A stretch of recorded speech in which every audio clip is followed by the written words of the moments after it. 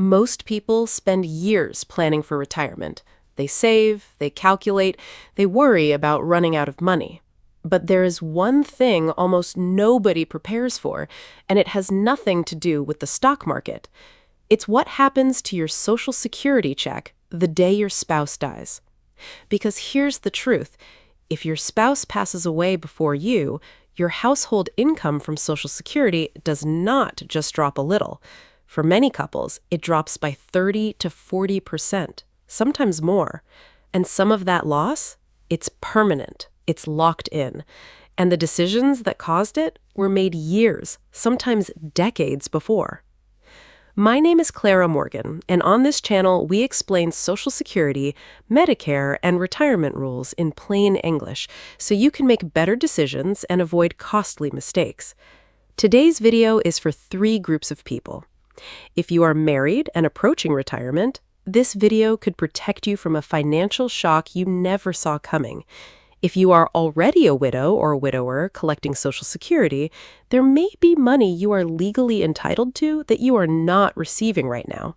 And if you haven't claimed Social Security yet, what I'm about to share changes how you should be thinking about your claiming strategy entirely. So stay with me, because by the end of this video, you are going to understand exactly how survivor benefits work, what the 3 most expensive mistakes are, and what one step you can take today, regardless of your age. How survivor benefits actually work. Let's start with the basics, and I promise to keep this as clear as possible.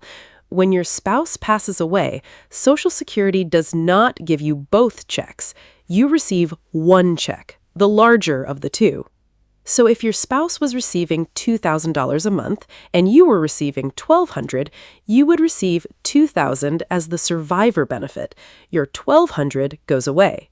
That sounds okay until you realize what that means for your household budget. You went from $3,200 combined to $2,000. That is a 37% reduction in monthly income on the same bills, same Medicare premiums, same rent or mortgage, same prescriptions. This is what financial planners call the widow's income cliff, and most people don't see it coming because nobody talked to them about it before it happened. Now, the exact amount of your survivor benefit depends on a few key factors, and this is where it gets important. The 3 decisions that permanently change your survivor benefit. Here are the 3 decisions that determine how much a surviving spouse will receive, and these are decisions that are often already made by the time people think about them. Decision number 1. When your spouse claimed their own Social Security. If your spouse claimed early, at 62, 63, 64, their benefit was permanently reduced, and your survivor benefit is based on that reduced amount. Here's a real example.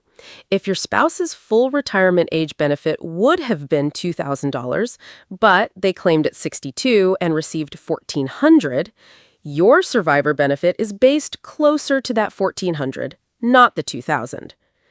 The decision your spouse made about when to claim directly impacts what you receive for the rest of your life after they are gone.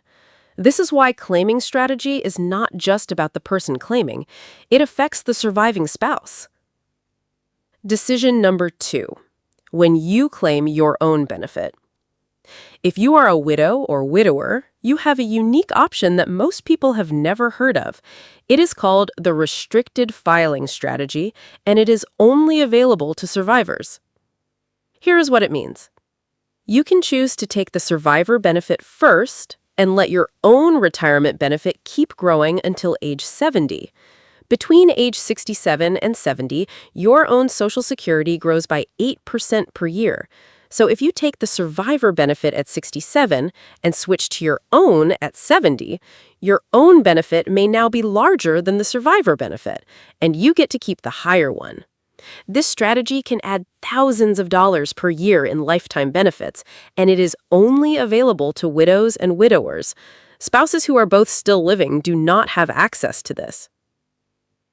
Decision number 3. Whether you remarry before age 60. This one surprises a lot of people. If you remarry before age 60, you lose your eligibility for survivor benefits on your deceased spouse's record. However, if you wait until after 60 to remarry, or if you never remarry, your survivor benefits are fully protected. This does not mean you should not remarry. It means you should understand the financial implications before you make that decision. The mistake nobody warns you about. Now, I want to talk about something that does not get discussed enough, and it is the mistake that costs widows and widowers the most money. Many people, when their spouse passes away, are in grief. They are overwhelmed. And Social Security sends paperwork, and they just want it to be over. So they claim the survivor benefit immediately, at age 60, at 61, at 62, without knowing that claiming early permanently reduces the survivor benefit by as much as 28.5%. If the full survivor benefit would have been $2,000 at full retirement age, claiming at 60 could bring it down to $1,430. That reduction stays with you forever, every month, for the rest of your life. This is why grief and financial decisions are a dangerous combination, and why I always say, if you have just lost a spouse, the one thing you should not rush is your Social Security decision. Take the time, get clear, because that decision cannot be undone. The one step. So, I promised you one step you can take today. Here it is, and it takes about 15 minutes. Go to ssa.gov and create your My Social Security account if you haven't already. Once you are logged in, you will see your full earnings record and your estimated benefit amounts at different ages. Print that page or screenshot it, and then have a conversation with your spouse about when each of you is planning to claim. Because the single most important factor in survivor benefit planning is the higher earner delaying as long as possible, ideally to age 70. That decision alone can mean the difference of hundreds of dollars per month for the surviving spouse for the rest of their life. If you are already a widow or widower and you haven't looked into the restricted filing strategy, call Social Security directly at 1-800-772-1213 and ask specifically, am I using the optimal strategy for survivor and retirement benefits? They can run your numbers, and what they tell you might surprise you.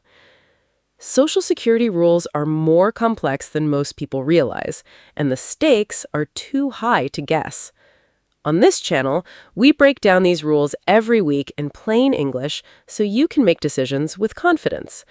If this video helped you understand something you didn't before, please share it with someone who needs to hear it: a spouse, a parent, a friend who's approaching retirement.